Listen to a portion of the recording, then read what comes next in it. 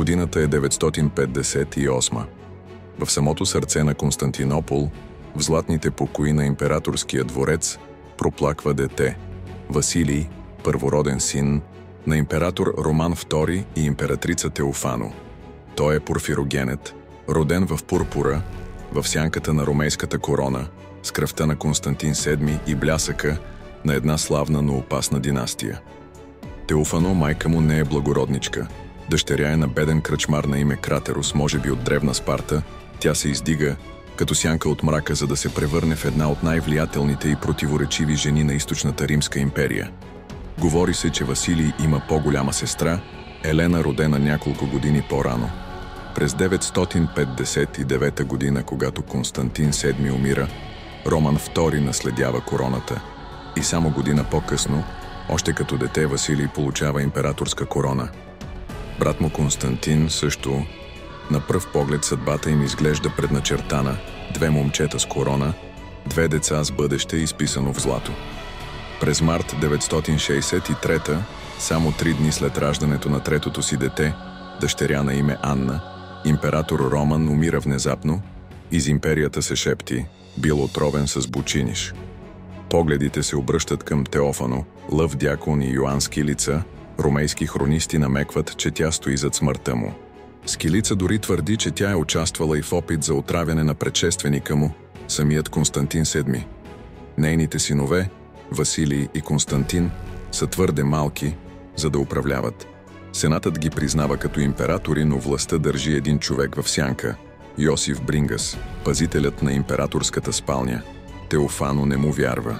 Задкулисната война започва.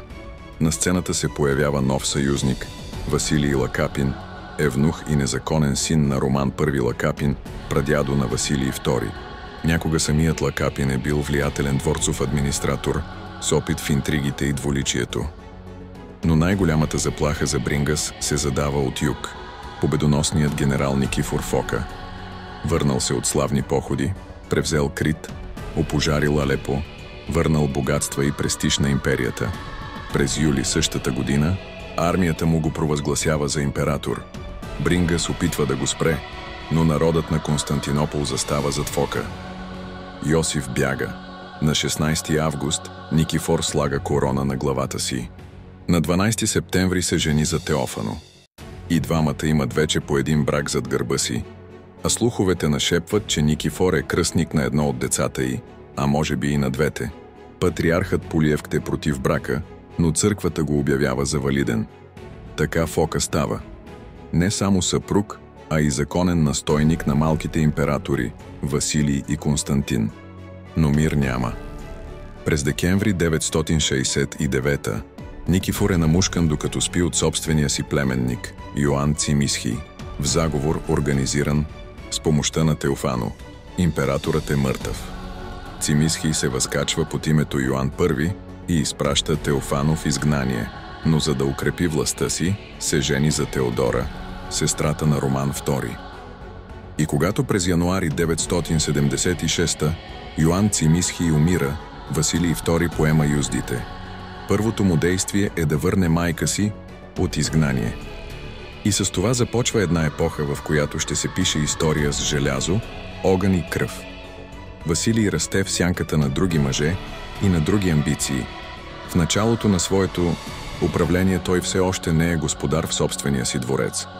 Истинската власт лежи в ръцете на Василий Лакапин, майстор на интригите, председател на Сената и ветеран в дворцовите игри.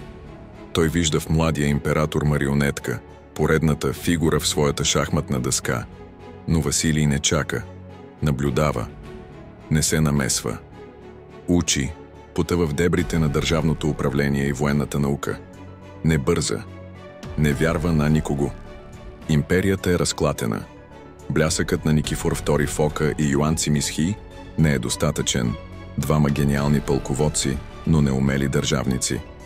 В последните си дни Йоан дръзва да се опълчи срещу големите земевладелци, а след това умира внезапно. Народът прошепва: бил отровен. От кого? Очите се насочват отново към Лакапин, имотите му безкрайни, а алчността му легендарна. Империята е раздирана и от други вълнения. В далечна Анатолия двама могъщи генерали Варда Склир и Варда Фока решават, че Василий не е нищо повече от дете с корона. Те искат трона. Искат да върнат времената, когато армията командва, а императорът е просто символ, начело на свои армии. Те вдигат бунт. Но Василий вече не е дете. За пръв път слага бронята и сам повежда войниците си. Жестокостта му се проявява отрано. Не прощава. С помощта на грузинците Давид Куропалати Турники побеждава Склир през 979, а после и Фока през 989. Лакапин пада в немилост между тези две войни. Обвинен в заговор, той е прогонен и ограбен. И така, с един удар Василий прочиства пътя от старите сенки. Тези бунтове променят Василий завинаги. Хронистът Пселос разказва, че Склир прошепва в ухото на младия император: "Посичай губернаторите, щом се възгордеят. Дръж генералите гладни и без сили. Пресирай ги с данъци. Не допускай жени в съветите си. Не допускай никого в сърцето си. Не разкривай на никого плановете си." И Василий го слуша. Но за да се справи с бунтовниците, императорът трябва да сключи сделка, която ще разтърси източния свят. В далечния север княз Владимир от Киевска Рус превзема Херсон, стратегическа крепост на империята в Крим. Той предлага сделка, ще върне Херсон и ще изпрати 6000 бойци в замяна на едно – сестрата на императора Анна. Сенатът потръпва. За ромеите всички северни народи – славяни, франки, варяги – са варвари, а Анна? Тя не иска да стане жена на езически княз. Няма такъв прецедент в историята на империята. Но Владимир изиграва последния си коз.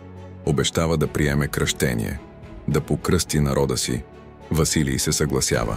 През 988, след покръстването си в Херсон, Владимир сключва брак с Анна, сестрата на Василий, съюз, който ще промени историята. Варягите, дошли от север, се вливат в армията му и стават неговата лична гвардия. Наречени са Варяжката гвардия. Лоялни, безстрашни, чужди на ромейските интриги, оръжие в ръцете на императора. След като смазва бунтовете и прогонва старите вълци от столицата, Василий насочва погледа си на юг. В далечна Сирия фатимидският халифат мобилизира армии. Земите, които някога Никифор Фока и Йоан Цимисхий отвоюваха, сега отново са в опасност. През 988 е подписано примирие, размяна на пленници, дипломатически признания, дори символични жестове на взаимно уважение между двете религии. Фатимидите признават ромейския император за покровител на християните в техните земи, а ромеите – халифа, като закрилник на мюсюлманите в Константинопол. В петъчната молитва се заменя името на абасидския халиф с това на Ал-Фатимид. Но мирът не трае дълго. След смъртта на дългогодишния везир Якуб ибн Килис, халиф Ал-Азиз Билах сменя курса. Назначава Манжутакин за управител на Дамаск, човек с амбиции, острие и армия. През 992 Манжутакин напада васалното емирство Алепо, ключов съюзник на ромеите. При Антиохия ромейската армия е разбита. Войската на дука Михаил Бурцес не устоява. Манжутакин обсажда Алепо, но градът не пада. След 13 месеца гладът и изтощението го принуждават да се оттегли, но само временно. През 994 той се завръща. Отново, по-силен, по-уверен. При река Оронт Манжутакин разгромява Бурцес напълно. Василий не може да търпи повече. През 995 императорът язди с цялата си армия през Мала Азия. 16 дни по-късно той е под стените на Алепо. Пристига бързо. Неочаквано. В фатимидския лагер избухва паника. Манжутакин е неподготвен, конницата му е разпръсната, пасе на паша. Въпреки численото превъзходство, той изгаря лагера си и бяга към Дамаск без бой. Ромеите опитват да превземат Триполи, без успех. Но успяват да укрепят Тартус, като поставят гарнизон от арменски войници.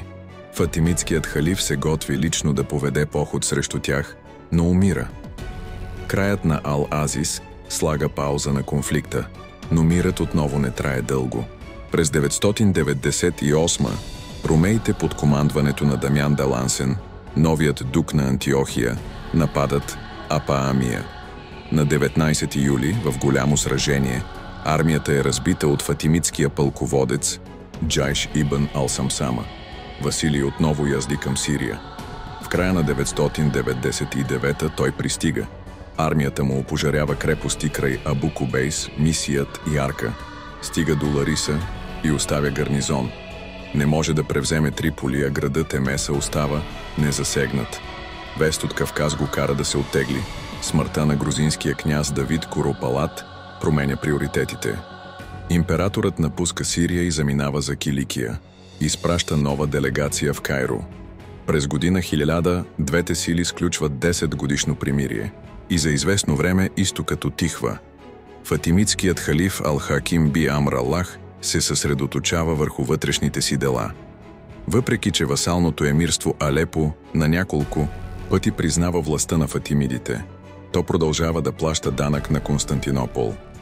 Когато е изгодно, плаща данък на ромеите. Когато е нужно, приема фатимитски сюзеренитет. Един емират между две сили. Баланс, изкован в сянка. Но напрежението се трупа. Особено след като през 1009 Ал-Хаким заповядва разрушаването на църквата на Божи гроб в Йерусалим. За християните това е богохулство, за ромеите – дипломатически пожар. И от този момент нататък отношенията между фатимидите и империята вече никога не са същите. Новото хилядолетие започва с мечове. Василий вече не защитава, той напада. Има една цел – да възстанови някогашните граници на империята. На пътя му стои един мъж – Самуил, защитник, а след това и цар на България. В него Василий намира не просто враг, а съперник, достоен за легенда.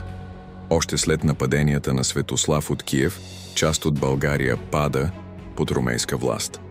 Но в планините, в сърцето на западните земи, Самуил и братята му изграждат нова сила – независима, опасна. Българите не само се съпротивляват, те отвръщат. От 976 насетне, земите на империята са раздирани от техни набези. Василий опитва първо с измама, пуска на свобода пленения български цар Борис II, надявайки се да посее раздор. Но Самуил не се поддава. И тогава, през 986 година, Василий повежда 30 000 души срещу Средец, но обсадата се проваля. Войската му търпи загуби, управителите му заговорничат.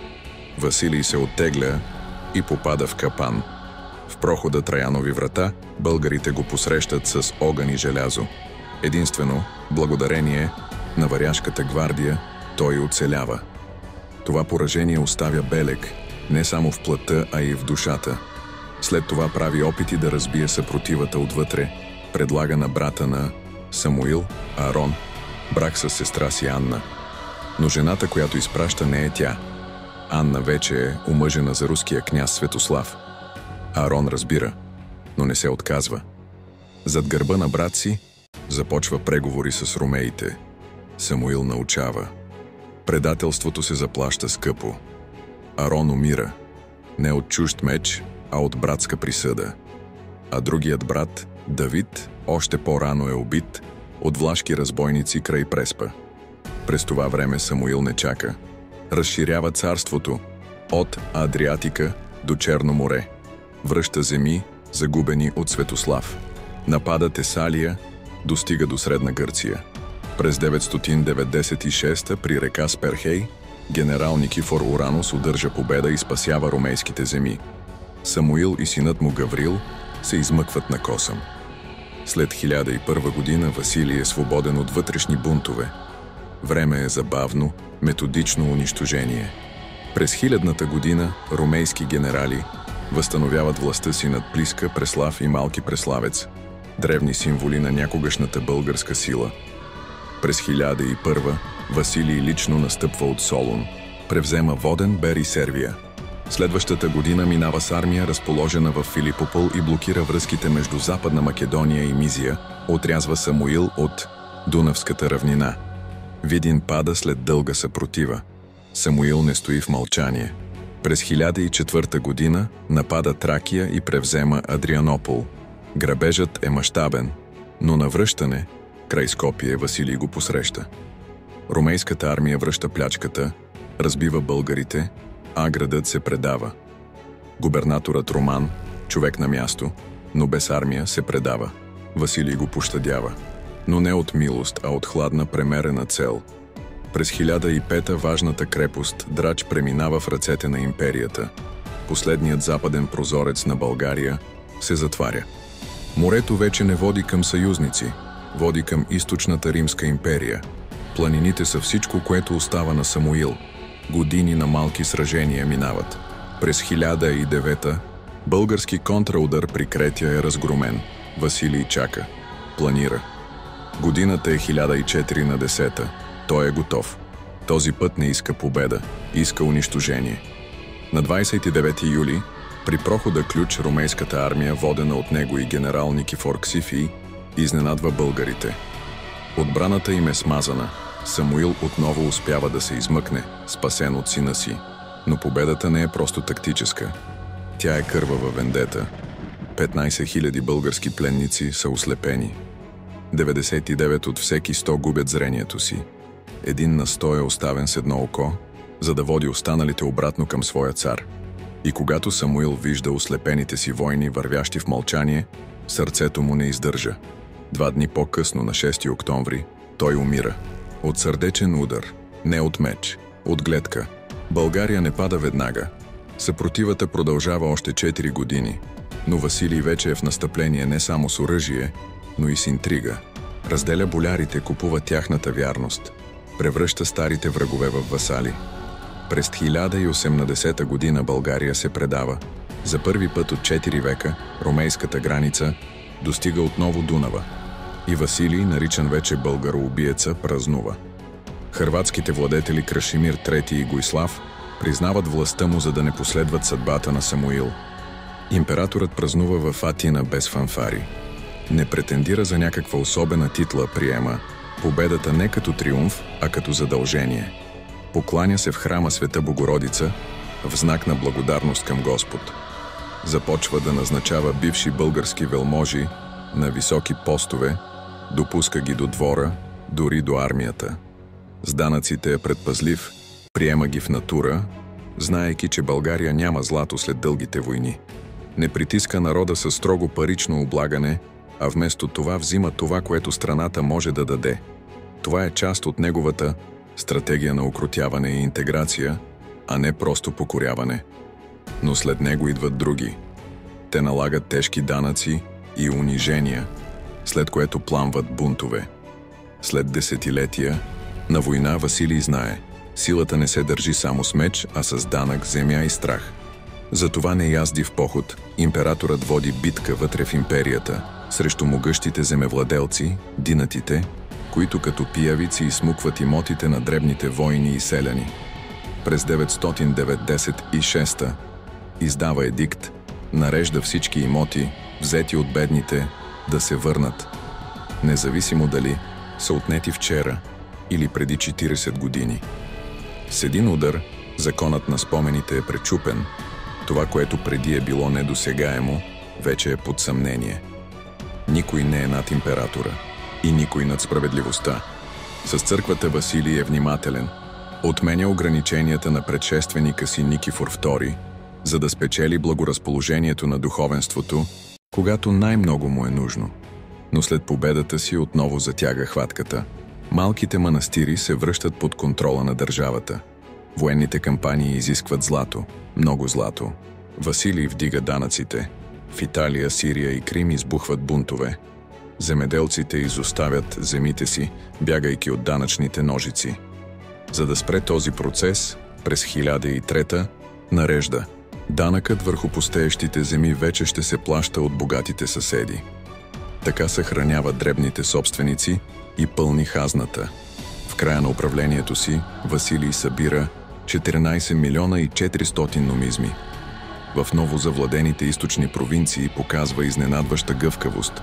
Оставя местното население да се самоуправлява, стига да плаща и да е покорно. Насърчава търговията, разселва 400 000 арменци, за да укрепи границите. С българите, след покоряването им, действа умело и предпазливо. Болярите получават титли, Земите остават с отделен статут, а данъците се плащат в натура. Охридската църква е запазена, макар и понижена в архиепископия. Не покорява само с кръв, а и с политика.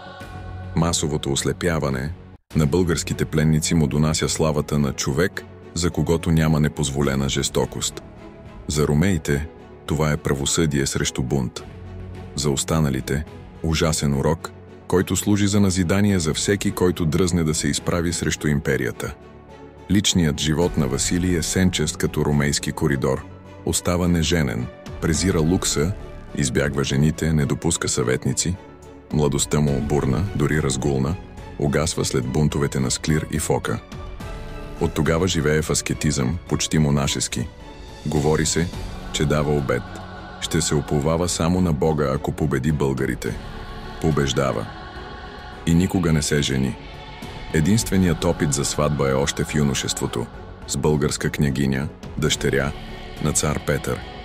Политически съюз срещу Светослав. Но всичко се проваля с убийството на Никифор Фока. Съюзът се разпада. Брак няма. Когато умира през 1025, Василий оставя империя от над 1 квадратни километра и близо 20 милиона поданици. Влиянието й стига до Русия, Кавказ, Дунав и Ефрат. Малко след смъртта му всичко започва да се руши. Брат му Константин VIII е слаб. Племенниците му, Зоя и Теодора, не носят силата на македонската династия, а аристокрацията оцеляла, натрупала власт, дори израснала, при Василий повежда империята към династически интриги и загуби. С споразумението в Трапезунд той полага основите за бъдещото анексиране на Ани и Васпуракан. Но с преселването на арменците създава буфер от нови княжества, които по-късно ще бъдат лесно смазани от селджуците. В България споменът за него остава не като владетел, а като бич. Когато цар Калоян разгромява империята, той взима името Ромеоубиец, в отговор на прозвището, дадено на Василий, българоубиец.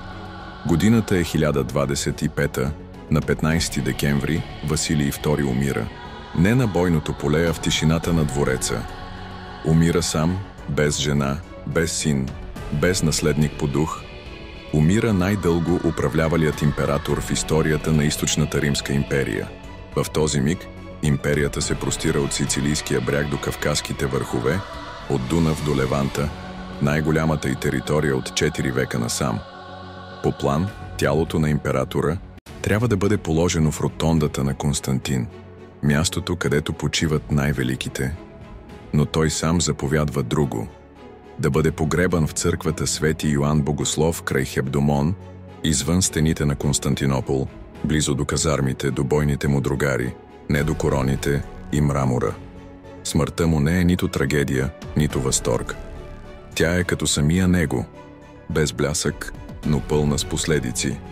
Империята започва да се разпада, не отвън, а отвътре. С годините вражески орди ще прекосяват Мала Азия. Арменските земи ще се загубят завинаги, България ще се вдигне от пепелта. И някъде в сърцето на Тракия един нов цар ще се провъзгласи за Ромеоубиец, в отговор на прозвището, с което летописците са нарекли Василий. И така завършва неговата история.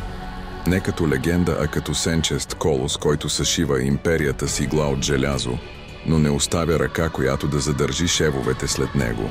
Остава само гробът му и мълчаливият въпрос.